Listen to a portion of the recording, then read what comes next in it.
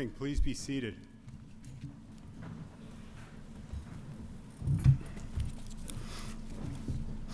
Good morning and welcome to commencement for this amazing class of 2026 on this beautiful morning.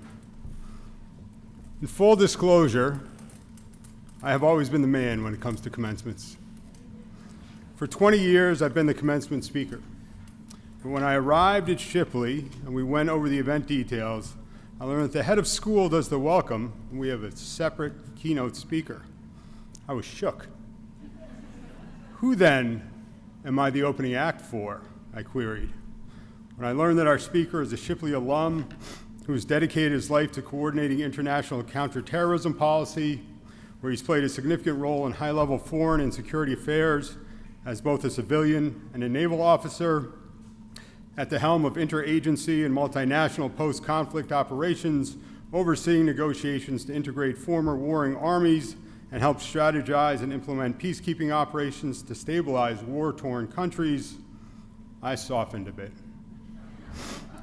Truth be told, I'm not sure what I would have said. In my last 20 years, in some form or another, I always encouraged hard work, I praised accomplishments, I gave advice for success, and I'm fairly confident the vast majority of graduates didn't process out saying to themselves, you know, I suddenly realize how hard I've worked. Or I'm truly inspired to keep working diligently. Or had any sort of real epiphany. In fact, none of you graduates got here by mistake. There's absolutely no reason for any of us to suspect that your trajectory or character is going to change as you head off to college or beyond. You've been an amazing class who will be sorely missed, and I predict that you're going to have the same significant impact on whatever college you attend and well beyond. I just can't wait to see it. And so I'll leave you with a poem by Liam Porter that reminded me of you the moment I first read it. Sometimes all you've worked for, everything you planned, falls nicely into place. It falls not through fortune, but because of that careful diligence, those long days and nights, the moments you may have doubted, but then dispelled those doubts. It falls because the desire, the hunger, the drive to succeed burns within. It has fueled your every breath, no distractions. Then, when the time comes, all those hours of toil disappear into nothingness. For then you and all around you feel nothing but total elation. And I hope that that's exactly how you feel today. Thank you.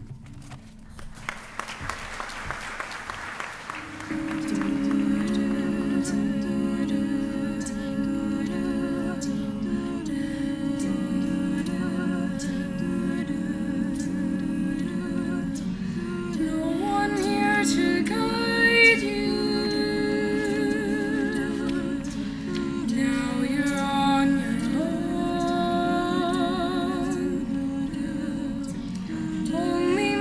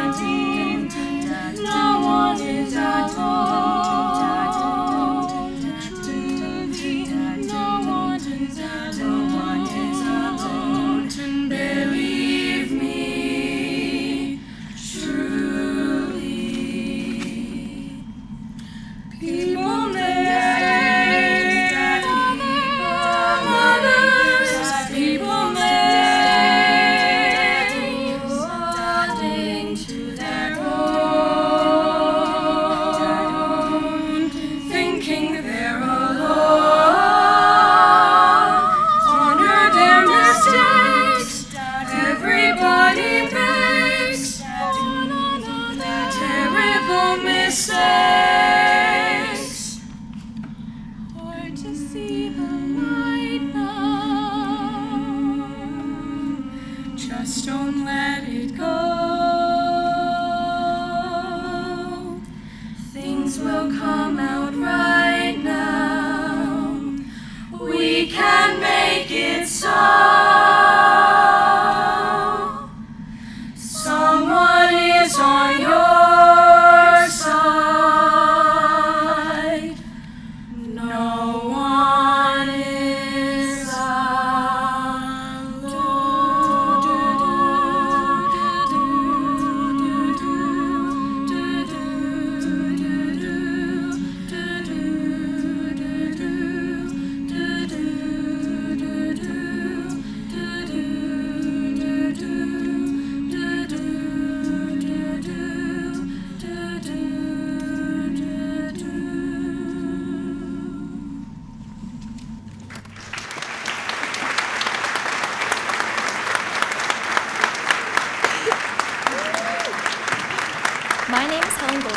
and I have had the pleasure of serving as Shipley's all-school president for the 2025-2026 school year.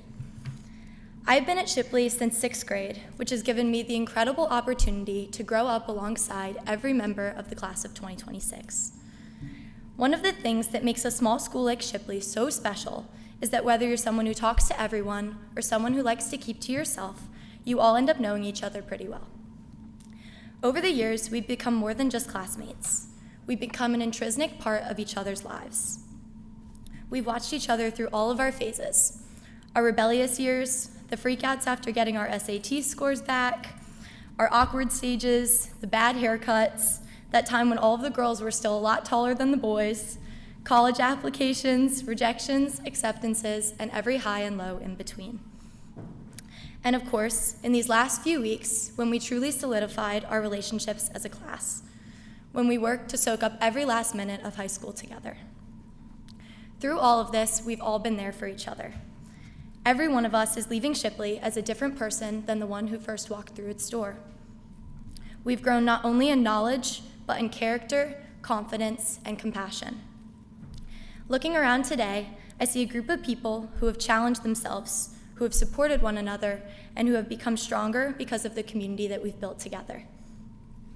Within this community, our class in particular cares deeply about one another, and that is something that many faculty members have noted over the years.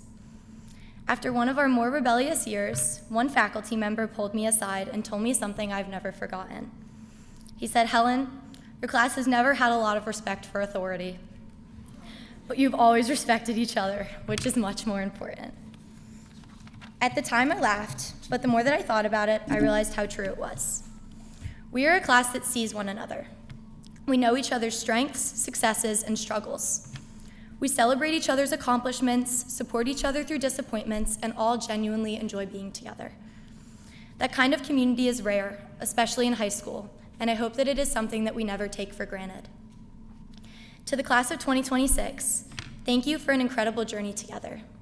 Each of you has contributed something unique to this class, and our community would not be the same without you. I cannot wait to see where life takes all of us next. So congratulations to the class of 2026, and thank you.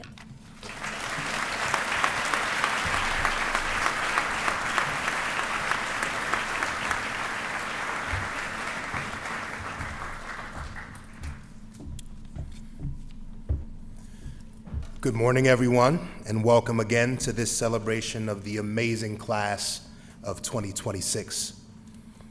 At this time, it is my honor and privilege to introduce this year's commencement speaker, member of the Shipley class of 1981, Dr. Rafi Gregorian. An accomplished and well-regarded humanitarian and statesman, Dr. Gregorian graduated from Shipley and enrolled at the University of Pennsylvania, where he studied history. He would later go on to earn his master's from King's College London and a PhD from Johns Hopkins School of Advanced International Studies. He served for 13 years as a Reserve Defense Intelligence Officer, including active duty in Bosnia, Kosovo, and the Joint Staff. He started his government service as a historian for the U.S. Army, and then worked as a senior analyst for a defense contractor before returning to government. Each of these experiences would serve him well as he would go on to serve for nearly 30 years in a variety of senior positions for the U.S. State Department, NATO, and the UN, dealing with conflict and post-conflict challenges. A champion of peace and human rights, Dr. Gregorian spent more than 14 years working to bring Balkan war criminals to justice, while also ensuring that the victims and their communities were treated with dignity. He helped to reform UN peacekeeping operations, negotiated key UN Security Council counterterrorism resolutions, and was the driving force in the creation of the UN's Counterterrorism Office.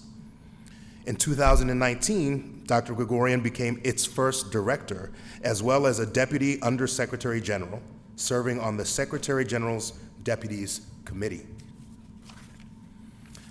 Having recently retired, Dr. Gregorian lives with his wife in their homes in Doylestown and Martha's Vineyard. He has been writing a book about intergenerational trauma and how it has shaped his life and work. He has also joined the board of the Aurora Humanitarian Initiative and has helped launch a project to build a new stock exchange in Bosnia, where he travels each month. Not actually much of a retirement, if you ask me. This year, he became the first male alumni recipient of the prestigious Margaret Bailey Spears Award, which is given to graduates who have shown courage for the deed and grace for the doing, whose deeds have helped to make the community stronger and freer, and who has in some way helped to lessen prejudice, intolerance, and injustice in the world. Having heard Dr. Gregorian speak earlier this year during our alumni assembly, I am confident that these characteristics will shine through in his words. I am both excited and grateful that he will be sharing words of wisdom with our departing seniors this morning. And without further ado, it is my pleasure to welcome to the podium Dr. Rafi Gregorian.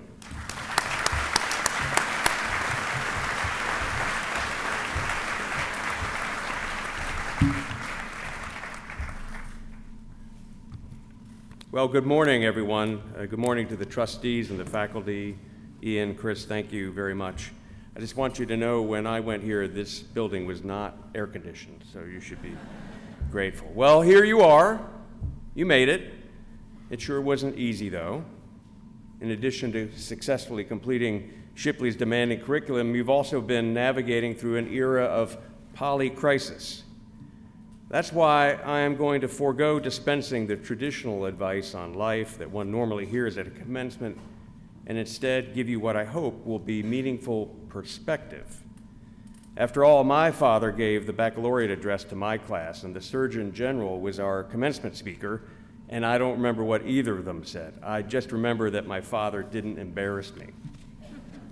So let's start with 2021, just as you were about to enter high school, when the then current Surgeon General issued an advisory about youth mental health.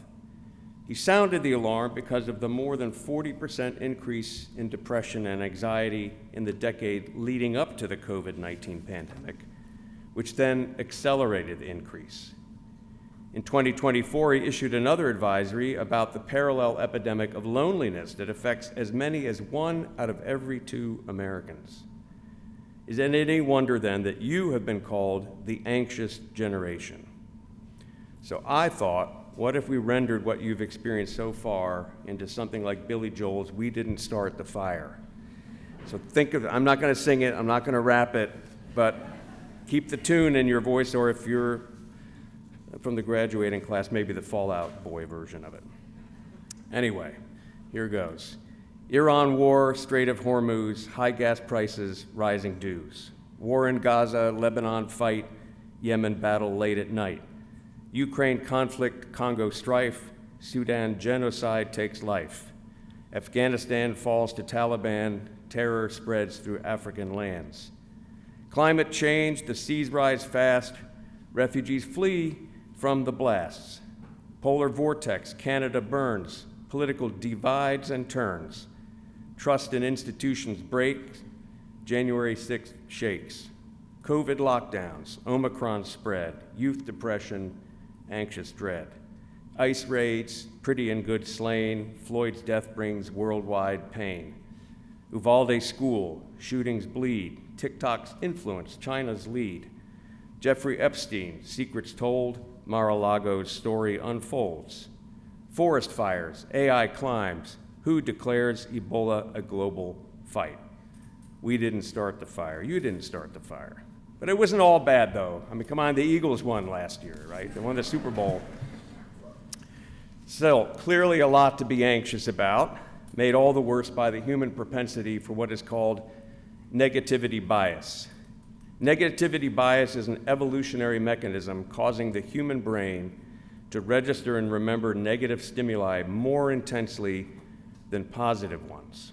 It fuels the modern belief that we are all living in the end times by distorting our perception of risk, causing continuous global crises to overshadow the long-term progress of humanity. That's why I think we need to remember that this young, scrappy, and hungry country was born anxious. I want you to think back 250 years ago and imagine what the world looked like to the graduating class of 1776. The 14 and 15-year-olds graduating that June lived in a colony that had already been in open rebellion against Great Britain for more than a year. For those seniors, the war was not an abstraction, but real, present, and right here. That June, the Continental Congress had just gathered down the road in Philadelphia to decide whether to break from Britain altogether. 250 years ago today, Thomas Jefferson had just started drafting the Declaration of Independence. Your predecessors faced a stark choice: rebellion or loyalty to the increasingly tyrannical and possibly bipolar King George III. Either option could result in loss of property, incarceration, or even death. In 1776, you were considered a military age, with boys as young as 12 becoming Navy midshipmen or a drummer standing in front of an infantry regiment in battle. A month after you graduated, the British would capture New York City along with American troops and cannons. As winter came on, what was left of Washington's Continental Army retreated into Bucks County up the road, his army dwindling as enlistments began to expire and the disheartened chose to go home. Things looked very bleak for the rebellion in December of 1776. It was at this point that Thomas Paine wrote in The American Crisis, "These are the times that try men's souls. The summer soldier and the sunshine patriot will, in this crisis, shrink from the service of their country. But he that stands by it now deserves the love and thanks of man and woman. Tyranny, like hell, is not easily conquered, yet we have this consolation with us, that the harder the conflict, the more glorious the triumph. What we obtain too cheap, we esteem too lightly. It is dearness only that gives everything its value." Shortly afterwards, on Christmas night, Washington crossed the Delaware and surprised Hessian troops near Trenton. 10 days later, he stopped a British counterthrust near Princeton. These successes boosted morale and spurred recruitment. Although the British would take Philadelphia in the autumn of 1777, Washington remained focused on defeating and taking the surrender of a British expeditionary force in Saratoga. This stunning victory prompted France to join the American cause, assuring eventual victory. Now, we all know how the crisis ended with a new country where every American experiment sets the precedent. Not perfect. It would take 75 years to cure the birth defect of slavery and another 100 years to ensure equal civil and political rights actually applied legally. But this country has always been perfectible.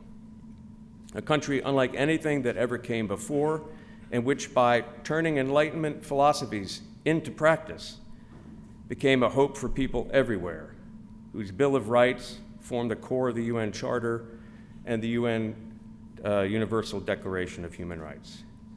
When I sat where you do 45 years ago, there was a lot to be anxious about then, too. And don't worry, I won't do Bill Joel again.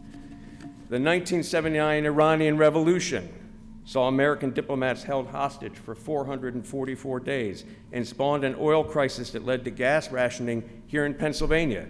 I see people here old enough to remember odd even days for getting your gas. That same year, the Soviets invaded Afghanistan, which prompted a reintroduction of registration for the draft and a nuclear arms buildup. The doomsday clock ticked ever closer to midnight, and the threat of World War increased. Genocide raged in Cambodia after the U.S. evacuated Vietnam. There was a panic after a lunatic laced Tylenol with cyanide and put him back on the shelves. The crack cocaine epidemic started bringing violence and despair. There were assassination attempts against President Reagan and the Pope, while Islamists killed Egypt's President Sadat for making peace with Israel. The first AIDS cases were recognized, while girls and women had to deal with toxic shock syndrome. I did not feel that the wheels were coming off the bus, though. Despite the Watergate scandal and impeachment, and despite revelations of U.S. intelligence agencies spying on U.S. citizens, I had faith that our institutions were trustworthy. I believed then, and still do, Dr. Martin Luther King Jr.'s assertion that the arc of the moral universe is long, but it bends towards justice. And guess what? Just like our forebears did 250 years ago, we rose to the occasion. By the time I finished college and entered the workforce, some amazing things started to happen, ones that many people would have thought impossible.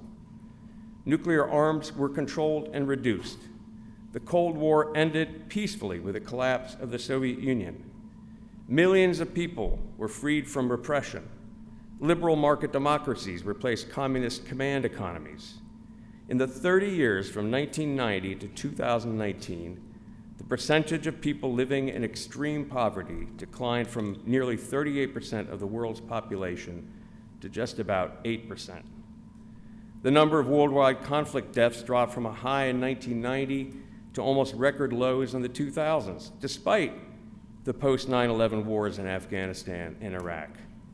The president's emergency plan for AIDS relief saved 26 million lives and allowed more than 7 million babies to be born HIV-free. Apartheid ended peacefully in South Africa, and the Good Friday Agreement ended 30 years of violence in Northern Ireland. IBM's first PC was introduced the summer I graduated from Shipley, but the information revolution didn't really take off until personal computing connected with the internet in the 1990s. Despite predictions that computers and automation would make large swaths of the workforce redundant, it instead led to increases in productivity, as well as demand for better educated workers and higher wages for those working in fields where computer use became intensive. You can probably guess why I'm sharing this experience with you. AI is not the coming of the apocalypse. Just as computer use resulted in many businesses reorganizing themselves, there were no such things as IT departments when I was growing up, so too will be the case with AI. As the CEO of Goldman Sachs recently wrote in the New York Times, quote, "Will AI disrupt the labor market? Absolutely. This transition, like other big moments in history, will entail new challenges, especially as AI separates labor from productivity in magnitudes not seen before. But the United States has a long track record of creating new jobs in response to disruption, from the electrification of the 1900s to the digital revolution of the 1990s," unquote. AI will bring different jobs. It's a great tool, but it's only as good as the prompts people give it. And producing those prompts requires you to have knowledge, experience, wisdom, and judgment. What better place to develop such a foundation for facing the future than with a Shipley education? So while it may seem that these are the times that try men's souls, as Bruce Springsteen sings in Wrecking Ball, hard times come, hard times go. Hard times come, hard times go. How will you use the privilege of your Shipley education to shape the future? Will you take this moment and fashion a new and better world the way the class of 1776 did, where everything you do sets a precedent as part of the American experiment? I have no doubt that you can and you will. You are equipped to not just survive what comes next, but also to thrive as a unique and valuable individual, as a friend, as family, as a community, and as a citizen of this great country and the world. No, these are not the end times. This is the beginning of something amazing. That's why they call it commencement. And trust me, you've got this. Thank you.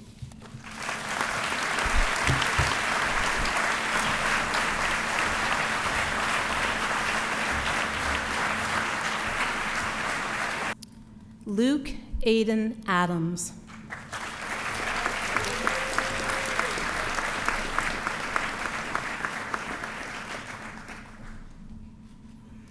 Rohel Ahmad.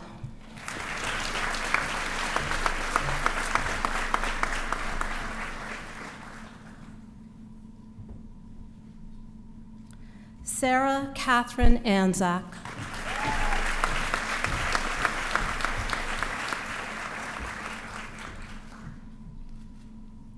Venkat Sai Baireddy.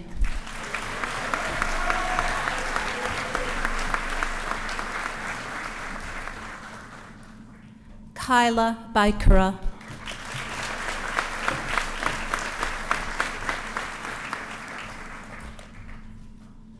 Ava Sloan Becker.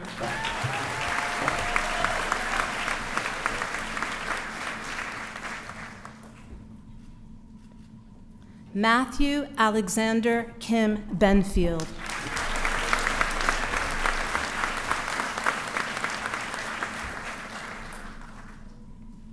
Sasha Elizabeth Benowitz.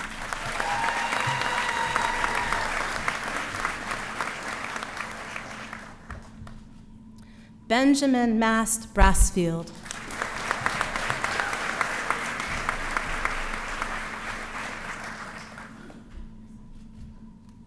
Daniel Paul Braslow.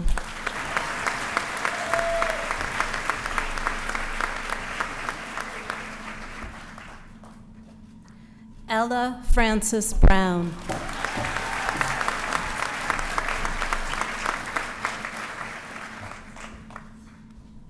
Michael Brown.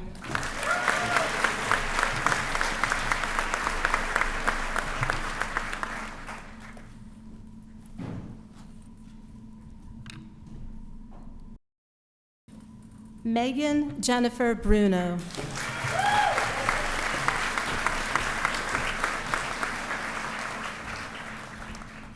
Finnegan James Buckley.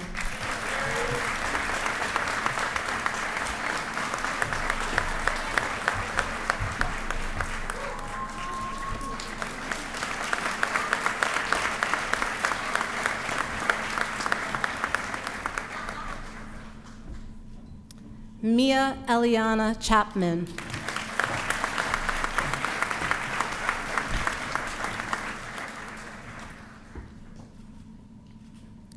Simone Elizabeth Comrie.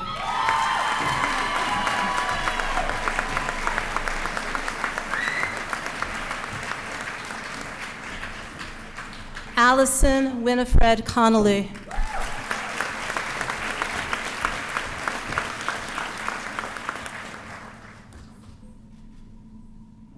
Siani Dennis.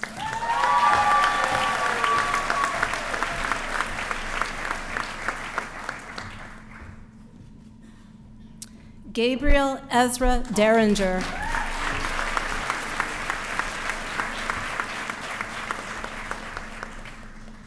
Robel Dilnelsa.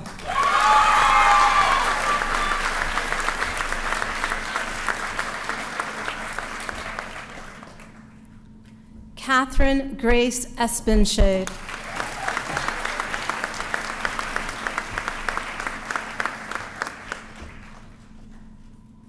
Abby Lorraine Feinberg.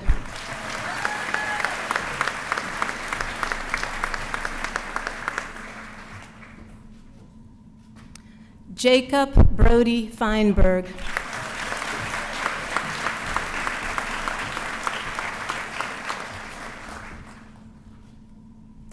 William Joseph Flannelly.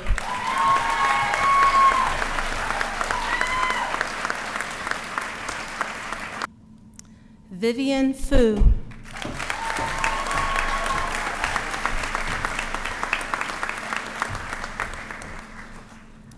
Carrie Jean Ford.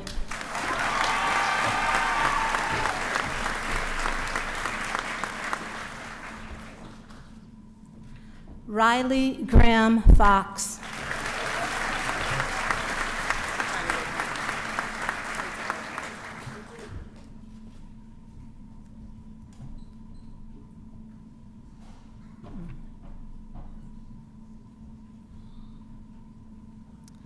Miles Thomas Frank.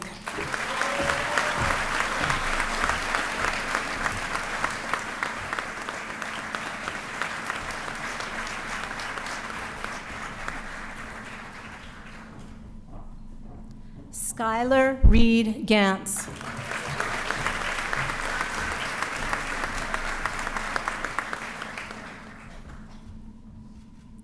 Stacy Lynn Garcia.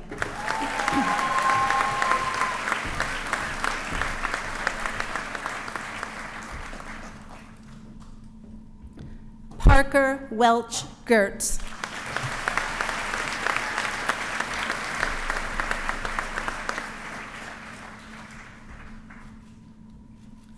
Caitlin Bell Gilbert.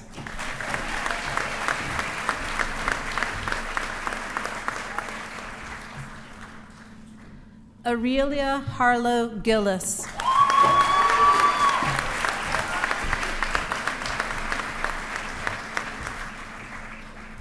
Helen Goldstein.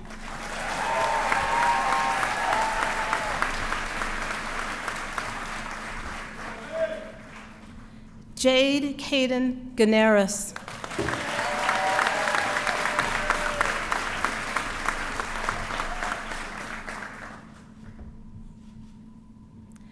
Emily Catherine Graham.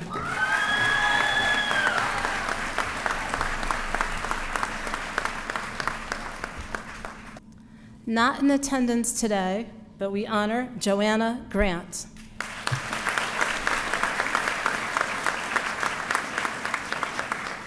Avery Brooke Heron.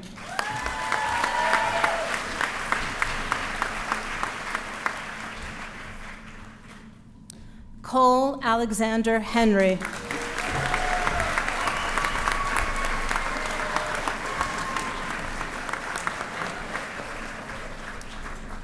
Ethan Charles Hayward.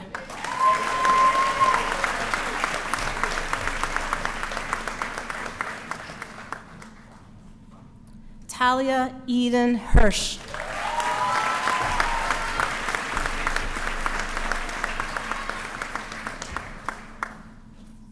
Patrick Martin Kelly.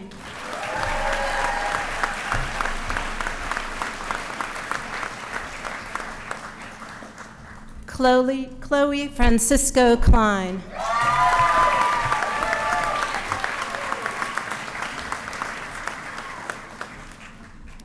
Erica Aya Alexandra Karula.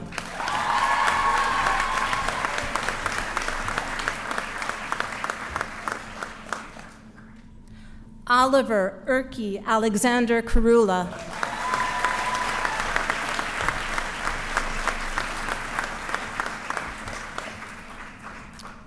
Theodore James Krieg.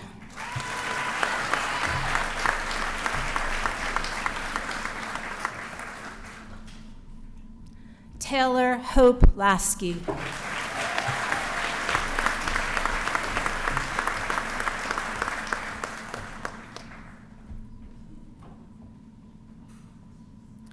Chase Preston Lesniak.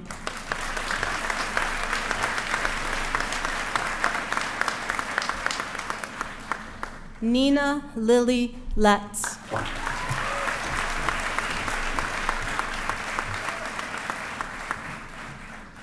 Danilo Francis Linsalata.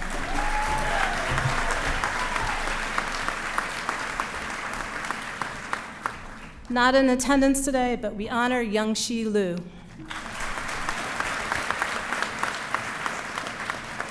Yushang Liu.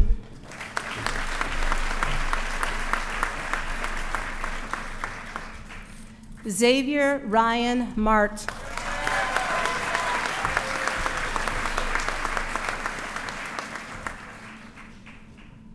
Reese Kenji Mackay.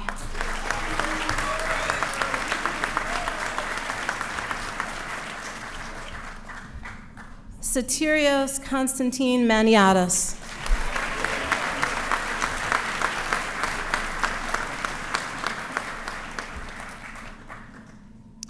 Avery Hannah McCarthy.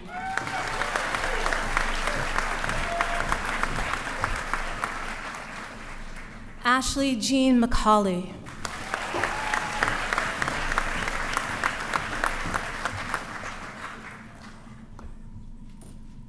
Catherine Fiona McDade.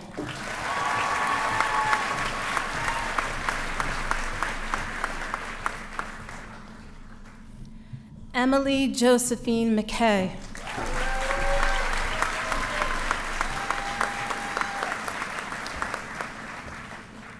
Lydia McBibb.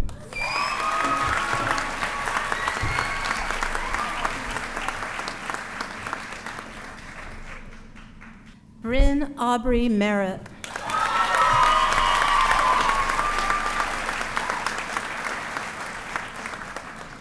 Melanie Sloan Messias Manning.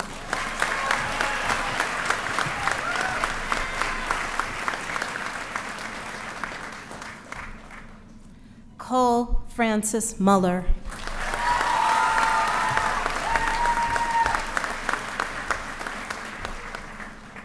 Jack Joseph Nagel.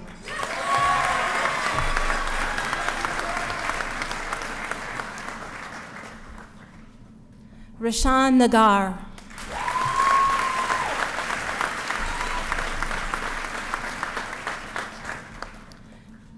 Jaden Wynn.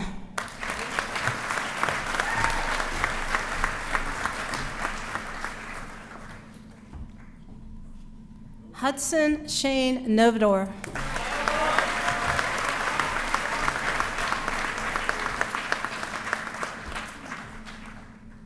Ellery Jensen Pape.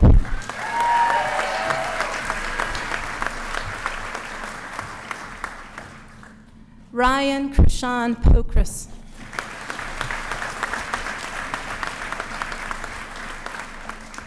Laura Maxine Portner.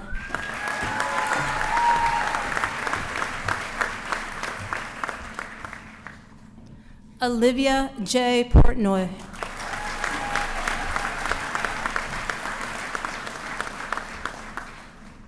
Jackson Lewis Prizer.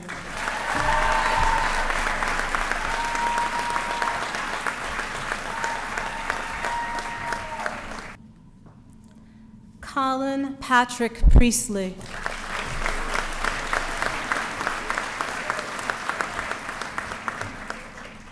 Caleb Pryor.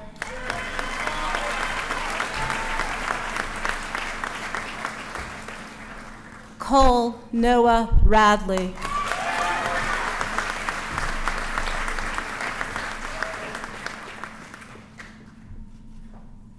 Alexandra Reese Reel.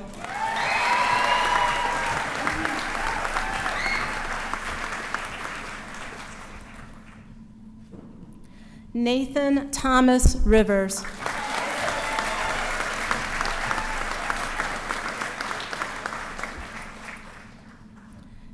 Christopher Joseph Rubino.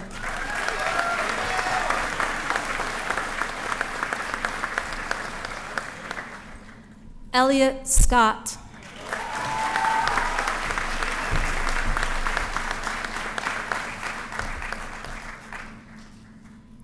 Riley Jane Sheehan.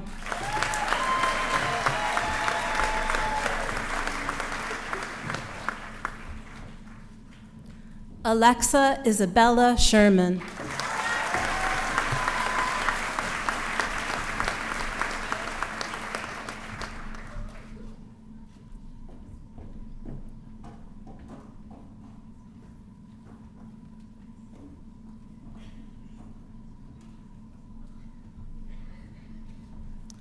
Karina Lee Small.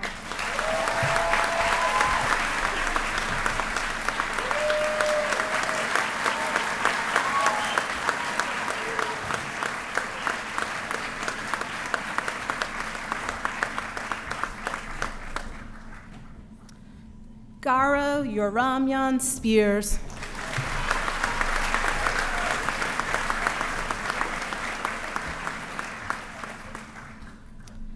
Cecilia Ann Stanislas.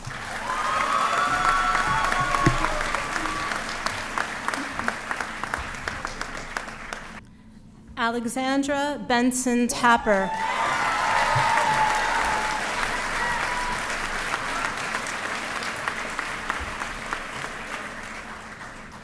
Nisha Tedeschi.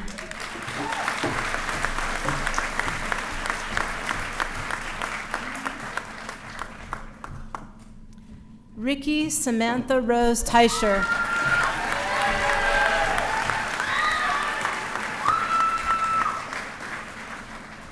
Natalie Ava Tran.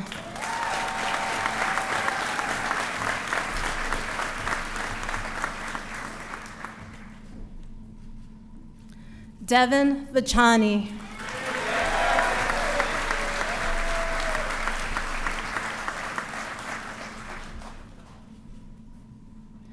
Gabrielle Trinity Vaughn.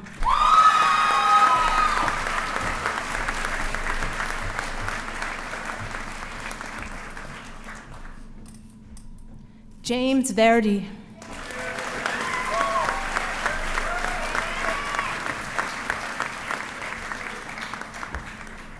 Rikai Naire Williford.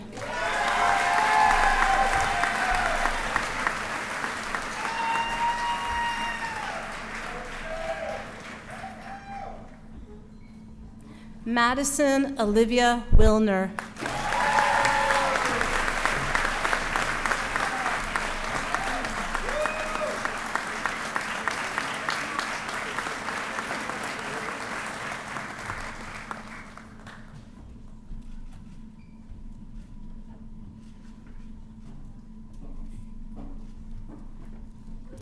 Maggie Wingirter.